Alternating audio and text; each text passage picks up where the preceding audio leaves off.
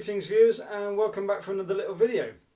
So it's been a while since I uploaded something. Some of you may have watched the engine service videos that I've done, which were my first ever videos and first ever sort of getting used to the software to do it. And I have to say it was a complete nightmare. So I'm just about to put these back on the car, and I thought I'd just do a little tiny video on what I've done to them. Now, I did do a full length video of all the bits and bobs that I did to them and how I've sort of stripped them down, and I managed to ruin all the audio because I tried to get the audio right, and I had this little lapel mic, but I hadn't realised that I hadn't fully inserted the jack into the camera, and so it kind of went for the whole time that I did the video, and I didn't actually realise until I'd done all the video work. And but anyway, so I'm just going to summarise it and show you what I've done to these. Now, of course, you all recognise these. So they come in looking something like that. A bit, actually, these aren't too bad actually, but they come in looking a little bit grubby. And the first job is obviously to strip them down. Now, on a lot of these, it's a real faff to get these bolts out, especially these end ones, because they get not only stuck in the back half of the caliper where the water gets in and sort of rots it all, but actually on this particular one that I've just done, the bolts got stuck actually in the front half as well, completely sort of corroded in there. So I had to drill that bolt out, which was a bit of a faff, but not too bad. It was only one bolt to drill out this time, which is all good.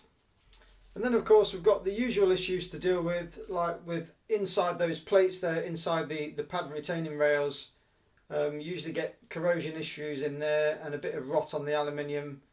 Alcon, in their wisdom, didn't actually coat, well, they actually coated the calipers after they assembled them, which is a really good idea, because a lot of the aluminium in there and in the thread holes and everywhere is just bare aluminium, which is a real shame.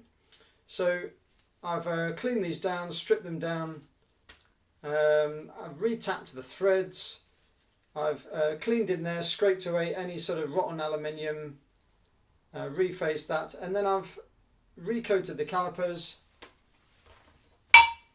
So I've recoated the calipers in this nice flashy blue colour, and then I've actually applied, you probably can't see it actually, but I've applied some silicone behind those rails so the water doesn't get trapped in there and rot the aluminium. So I think with that done and the coating as well, that should give you a double whammy of protection in there.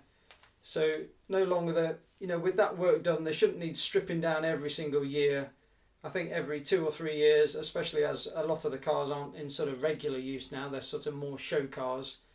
So I think with that work done, you can probably get away with servicing the caliper every 2 or 3 years, which is okay.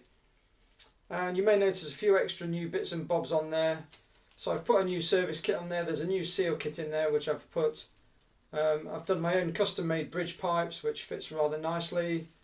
I've also had my own custom-made bleed screws, which are an exact match to the original sort of Alcon ones in the top shape of where the entry is there. So I've had those custom-made in 316 stainless, which is rather nice. And I've replaced the bolt kit.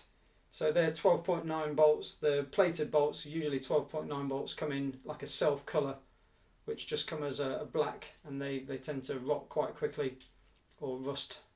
So these are plated, so they should last a little bit longer.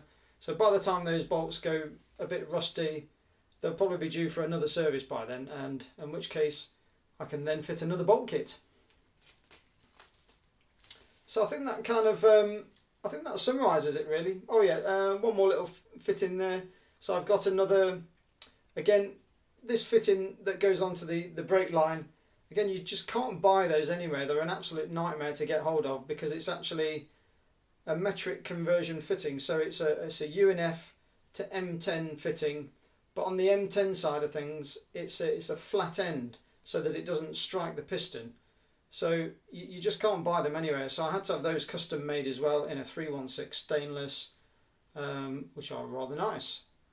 So those fittings only came with the hose kit. They didn't actually come with the calipers, which is why they're so difficult to get hold of. So they're available now as well. So I think that kind of wraps it up really. Just one more thing I'm going to say about the coating. Personally, I prefer this sort of thinner type of coating. as it looks more attractive. And also you can, if you want to blast that off and recoat it, it's dead easy to do so. You can just blast that with some glass beads and it comes off nice and easy. I personally don't like the thicker coatings like the Hammerite and the powder coating, is because the brake dust just gets more and more stuck into that coating, and when you want to recoat the calipers again, it's just a nightmare to get it off. You know, you have to blast the calipers much more aggressively with harsher media. So I don't like that personally. I like what I do. Hooah.